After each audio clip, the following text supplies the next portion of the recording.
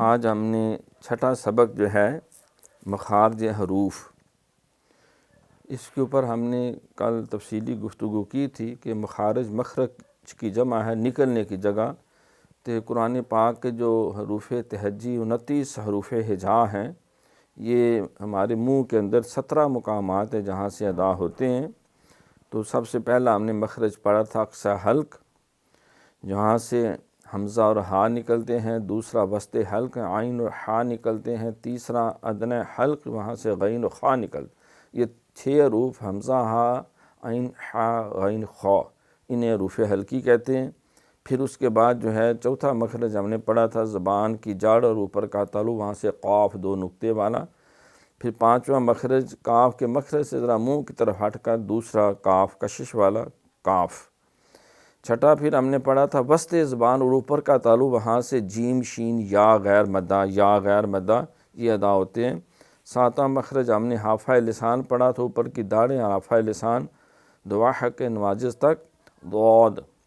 پھر آٹھواں مخرج ہم نے پڑھا تھا زبان کا کنارہ اور ضواحق تا ثنایا تک، جو جڑ ہے دانتوں کی اور ایک داڑھ کی، اس کے ساتھ زبان لگے تو لام ادا ہوتا ہے۔ پھر نواں مخرج پڑھا تھا زبان کا سیرہ اور اوپر کا تالو، وہاں سے نون ادا ہوتا ہے۔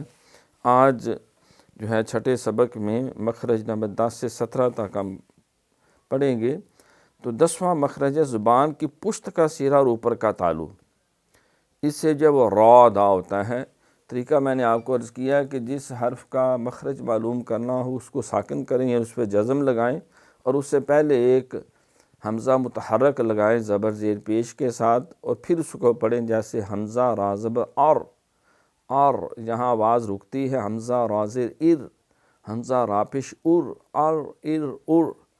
تو یہ زبان کی پشت کا سرہ جو ہے، یہ زبان کی پشت کا سرہ ہے، یہ اوپر کے تالو کے ساتھ جب لگتا ہے تو وہاں سے را ادا ہوتا ہے۔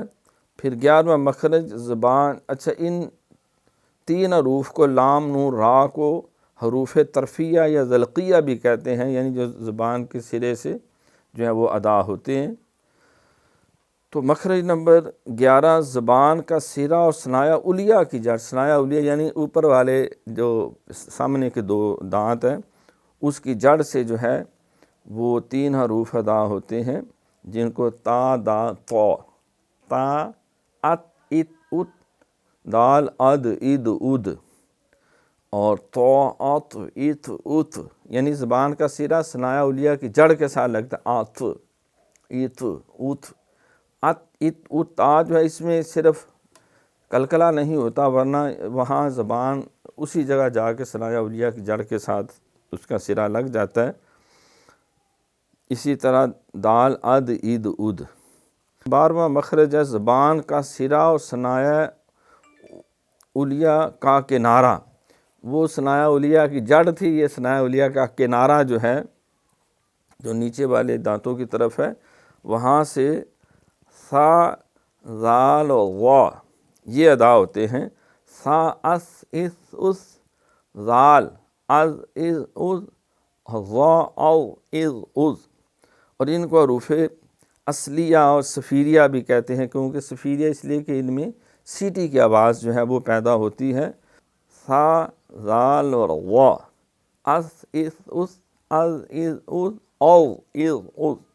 13واں مخرج ہے زبان کی نوک، یعنی یہ زبان کی نوک اور ثنایا سفلا کا کنارہ۔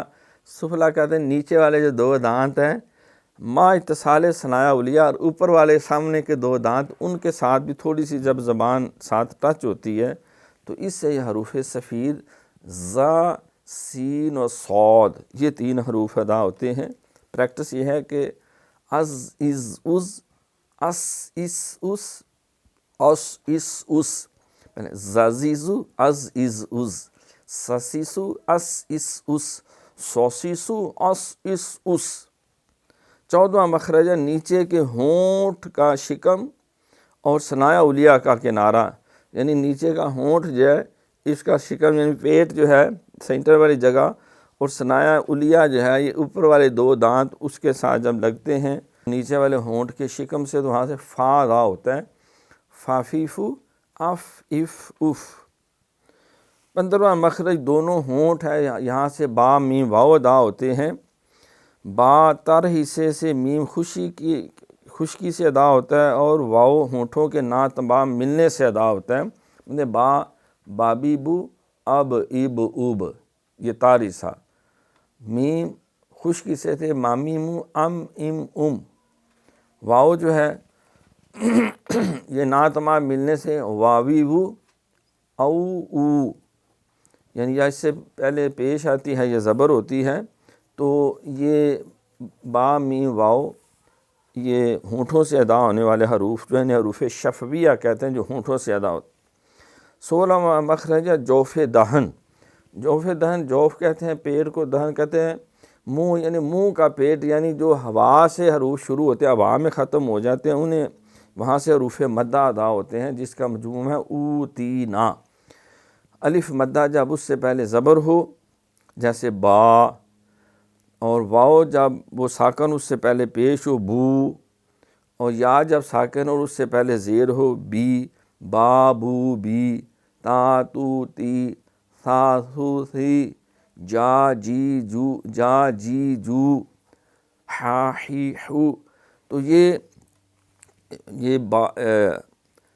3 حروف جو ہیں واو الف یا، واو مدہ واو ساکن اور پہلے پیش، الف ساکن پہلے زبر اور یا ساکن پہلے زیر، جس کا مجموعہ ہے اوتینا، یعنی حمزہ واو پیش او، تا یا زیر تی، اوتی نون الف زبر نا، اوتینا۔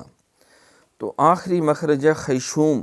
خیشوم یہ ناک کا بانسا، اس سے غنہ ادا ہوتا ہے، یعنی نون اور میم جب مشدد ہوں تو ان پہ غنہ کیا جاتا ہے۔ تو وہاں سے اگر یہ ناک بند کر دیں تو ہم نہیں پڑھ سکتے ان کو، جیسے ان، اگر ناک بند کر دے تو وہ ادا نہیں ہوگا، تو ناک کھلا ہو تو پھر وہاں ناک کے بانسے میں آواز لے جائے ان عم۔